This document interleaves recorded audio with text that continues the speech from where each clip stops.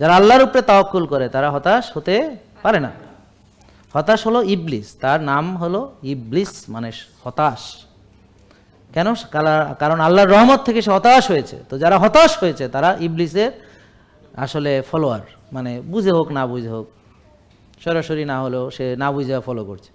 কারণ ইবলিস সবার ভিতরে হতাশা ঢেলে দেয়, তোমার এই নাই সেই নাই, তোমার অতীত এই হয়েছে সেই হয়েছে, অমুকে এই বলছে সেই বলছে, সারাক্ষণ তার মনে হতাশা ঢেলে। আর তোমার ফিউচার নেই, ভবিষ্যৎ নেই। আরে ফিউচার তো কারণে আমি 1 সেকেন্ড পরে মারা যেতে পারি, এইখানে দাঁড়াই মরে যেতে।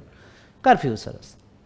ডিউ নো যে আপনি কতদিন পরে মারা যাবেন, যে আজকে বেঁচে থাকবেন, সন্ধ্যা পর্যন্ত আপনি থাকবেন, ডিউ নো? তো জানেন না, তাহলে আপনি ভবিষ্যৎ নিয়ে ভাবেন, তার মানে এটা মূর্খামি ছাড়া আর কিছুই। You don't know your future. যে আফটার সার্টেন পিরিয়ড, মানে আপনি এখন কয়েক সেকেন্ড পরে আপনি মারা যেতে পারেন, you have no idea about this. তো আপনি ফিউচার চিন্তা করে এখন বর্তমানকে নষ্ট করছেন কেন? আর অতীত নিয়ে ভেবে আপনি কি অতীতকে পরিবর্তন করতে পারবেন? না।